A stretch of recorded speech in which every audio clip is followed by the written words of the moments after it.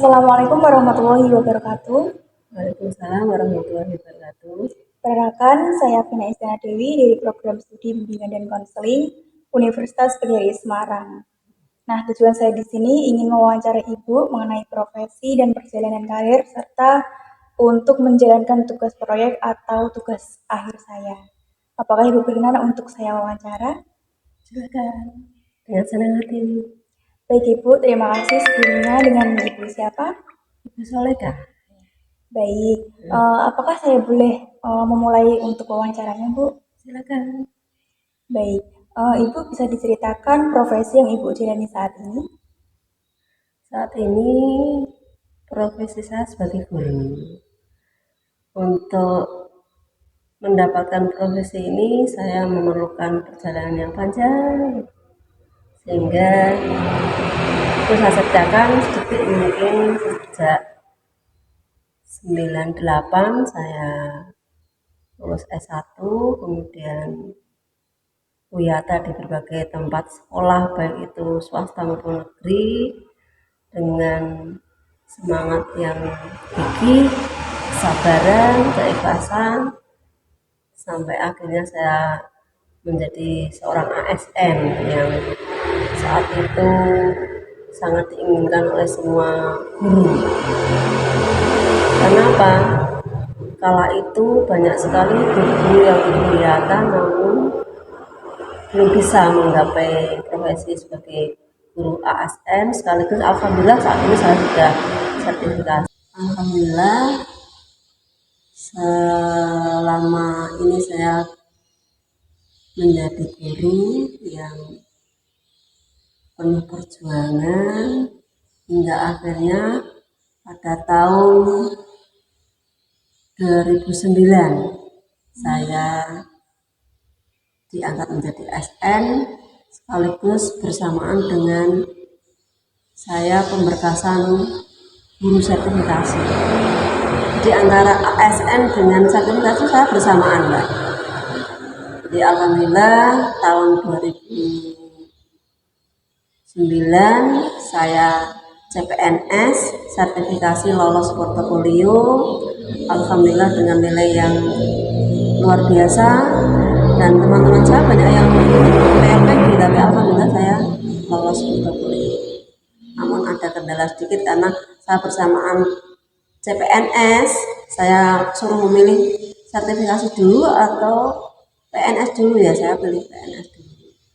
Ya, akhirnya saya 1 tahun CPNS, sertifikasi jalan, alhamdulillah profesi guru dan PNS bisa saya gapai semua pada tahun 2010. Ya, alhamdulillah sekali dengan kesabaran, keikhlasan yang saya jalani, hingga akhirnya saya bisa meraih cita-cita menjadi seorang guru ASN sekaligus guru yang profesional, sehingga saya mendapatkan tunjangan sertifikasi. Itu adalah anugerah yang luar biasa. Nah, itu saya dengan senang hati, orang tua saya juga sangat bangga saya bisa menjadi seorang guru yang diharapkan oleh orang tua.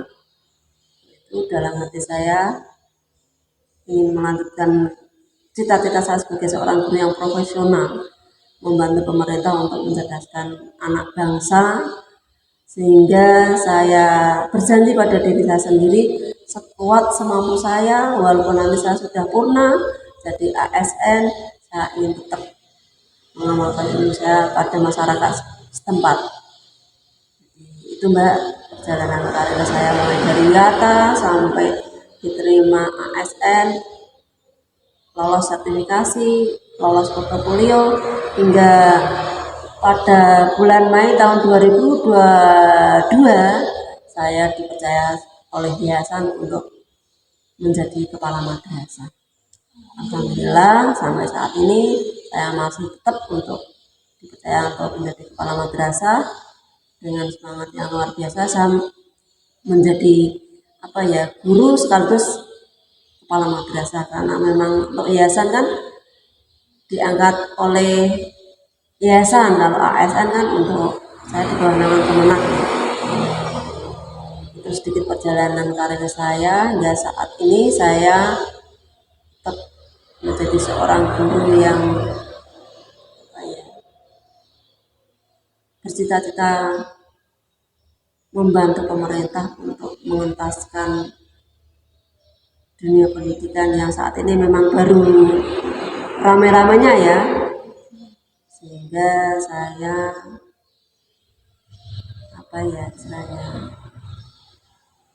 berjanji pada diri sendiri untuk tetap berjuang. Begitu Mbak perjalanan karir saya sebagai seorang guru, dan saya bangga dengan profesi yang saya miliki. Baik, sebelum profesi guru, apakah ada profesi yang lainnya sebelum itu, Bu? Ya, saya profesinya banyak dulu saat itu. Saya sebelum ngajar kadang join dengan teman jualan kain, jualan baju. Kalau siang membantu tetangga ngasih les gitu. Kemudian kalau senggang sore itu di wartel juga Mbak. Jadi saya nggak pernah berhenti selagi ada waktu yang itu bermanfaat untuk orang lain. Saya tidak pernah gengsi dengan profesi yang sekiranya itu bermanfaat. Kadang ya jualan, kadang ya di wartel, kadang dari rumah ke rumah ngelesi itu Mbak. Itu menyenangkan sekali. Ya, akhirnya saya kode orang tua harus lebih semangat. Akhirnya saya loncat ke sekolah-sekolah. Ya, saya menempuh biata hingga sampai tadi. Akhirnya saya memilih guru. Baik, Bu. Untuk tugas dan tanggung jawab guru sendiri itu seperti apa, Bu? Tugas sebagai seorang guru ya ada beberapa hal. Yang pertama adalah di era sekarang guru itu tidak hanya mendidik saja, tapi sekaligus membimbing. Karena era sekarang itu anak-anak lebih cerdas daripada guru. Mereka bisa belajar lewat Google sendiri. Ya, artinya seorang guru kita harus lebih pintar dalam mensikapi itu. Hingga akhirnya tuntutan guru sekarang selain untuk mendidik juga harus membimbing, terlebih untuk membentuk karakter anak-anak sekarang yang sudah mulai terkikis dengan beberapa hal karena perkembangan zaman. Sehingga selain mengajar, membimbing, mendidik, mengarahkan, membentuk karakter, juga mengevaluasi. Selain mengevaluasi, nanti juga menentukan si A, si B ini nilainya sudah memenuhi kriteria belum, sikapnya apa, tugasnya apa. Terlebih saat ini ditekankan yang penting kalau kita perpaduan kurikulum deep learning dengan KBC itu kan harus dipadukan, selain pintar juga berkarakter. Itu salah satu sekelumit tanggung jawab seorang guru. Baik itu, lalu apa nih Bu alasan utama itu memilih profesi ini? Saya memilih profesi mendidik guru adalah karena dari hati nurani. Dulu saya dipesan bapak saya, sebenarnya saya tidak ingin kuliah di dunia pendidikan. Pesan orang tua saya, kamu perempuan, kalau kuliah di pendidikan, andaikan kamu tidak jadi pegawai, minimal bisa untuk mendidik keluarga. Itu alasan saya memilih profesi sebagai guru, minimal untuk anak-anak saya sendiri. Namun mungkin itu takdir Tuhan yang Maha Kuasa, hingga itu doa orang tua saya juga agar saya bisa menjalani profesi itu. Baik. Apakah ada faktor lingkungan lain nih, Bu? Selain dari hati nurani itu? Karena pengaruh teman juga bisa. Karena kebanyakan teman-teman saya yang lulusan MAN itu satu kelompok itu banyak yang ingin jadi guru. Sehingga kayak selain dari hati juga karena pengaruh ajakan teman. Iya masuk dunia pendidikan.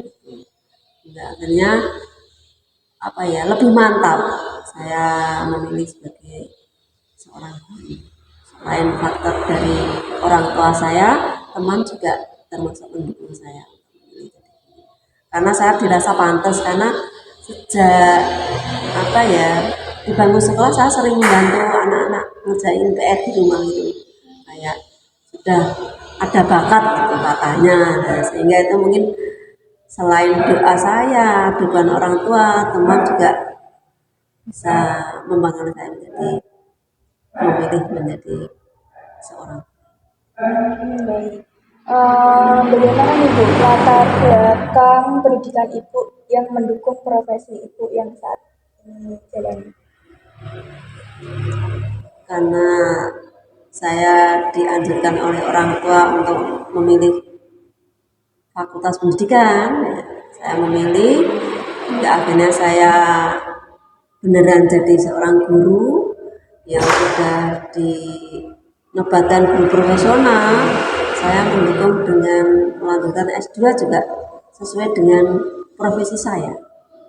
Akhirnya dari tingkatan yang mulai dari S1 sampai S2 tetap profesi yang saya pilih ya linier, memilih dengan jurusan yang pendidikan. Latar belakang dari SD, SMP, SMA hingga kuliah sendiri itu di mana saja Bu? Kalau saya TK di desa sendiri, kemudian SD di desa cuma jauh karena saat itu SD hanya 2 tempat, sehingga saya memilih yang karena bapak saya juga guru, ikut yang dinasnya bapak di SD Rusari 1. Kemudian saya dianjurkan untuk di MTS, akhirnya saya di kecamatan ada MTSN Negeri Karangmanten. Kemudian setelah MTSN saya melanjutkan ke Madrasah Alia Negeri Semarang yang sekarang dikenal MAN 1 Semarang. Setelah lulus MAN saya melanjutkan ke YIN Wali Songo yang saat ini dikenal UIN. Kemudian pada tahun 2013 saya melanjutkan ke Universitas Fakih Hasim, juga linear karena saya YIN Tarbiyah PAI, ya saya di Unhas juga ambilnya PAI. Itu ceritanya dari TK sampai perguruan tinggi yang mungkin sudah tak jalan. Baik Ibu, boleh diceritakan perjalanan karir dari awal hingga sekarang, mulai dari pekerjaan pertama hingga profesi itu sampai pada posisi saat ini. Jalannya panjang Mbak. Saya dulu S1 Wiyata, ngajarnya tidak linear Mbak. Ngajarnya saya kan PAI, pertama kali saya ngajar bahasa Indonesia. Kemudian dapat 1 tahun ganti fisika.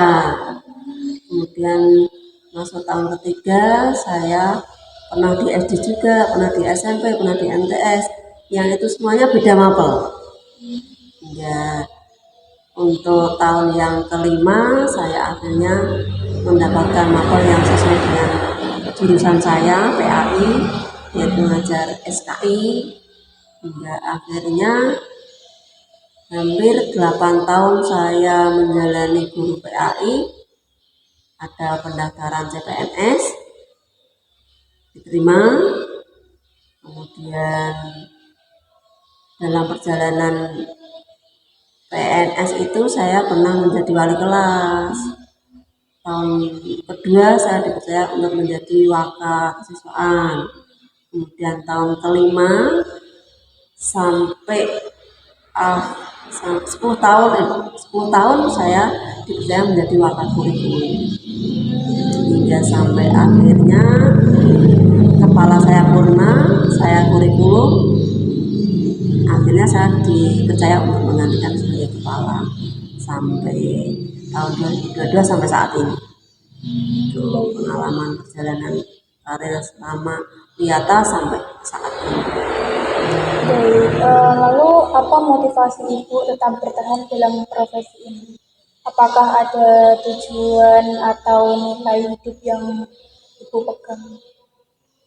Ya, tadi dari hati nurani saya, profesi guru itu sangat mulia dan itu sudah saya pilih, saya tempuh, saya nikmati, ternyata luar biasa.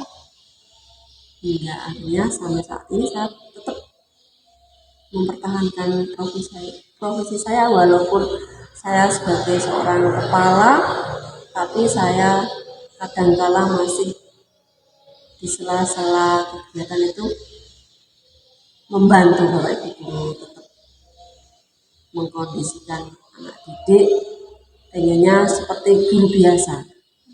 Namun ya tadi karena keterbatasan waktu dengan tugas saya ya tupoksi tadi. Sebenarnya dalam hati tetap pengen jadi guru biasa Mbak. Tapi tugas tambahan saya kan sebagai kepala tadi. Itu motivasinya. Apa saja pengalaman yang menyenangkan maupun tantangan yang Ibu alami selama berkarir? Tantangan, pengalaman banyak. Pengalaman jadi guru ketika kita masuk sekolah baru banyak tantangan dari teman sebaya. Kadang yang suka ya menyenangkan, yang nggak suka cuek. Kadangkala kalau kita mungkin karena saya kriteria guru yang disiplin banyak disenangi sehingga saya selalu mendapatkan posisi yang menyenangkan mulai dari jumlah jam atau yang lain termasuk perjalanan karir saya juga selalu saya dari wali kelas waka sampai saat ini. Cuma apa ya tantangan jadi guru dengan kepala beda Mbak. Kalau jadi guru tantangan kan bisa dari siswa, bisa dari teman sebaya sama-sama guru. Tapi kalau tantangan sebagai kepala itu lebih banyak selain dari anak, masyarakat, juga dari rekan kerja. Lalu jika ada tantangan tersebut atau hambatan tersebut, bagaimana Ibu mengatasinya? Beberapa hal yang saya coba untuk menepis segala hal yang itu mungkin dirasa kurang bermanfaat saya abaikan. Kalau memang itu perlu diberi solusi ya saya ambil solusi. Yang sekiranya itu perlu dibina ya saya bina.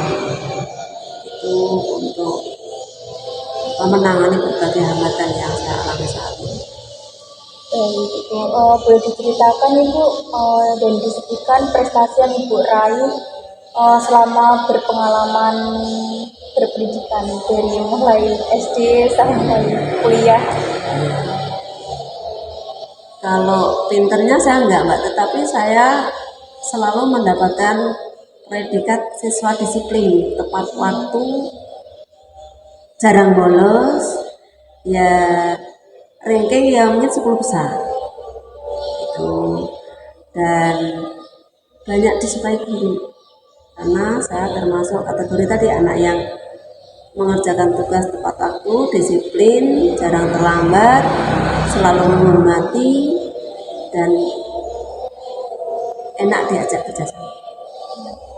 Baik Ibu, pengalaman atau pelajaran apa yang didapatkan selama berproses dalam pendidikan untuk meraih profesi saat ini?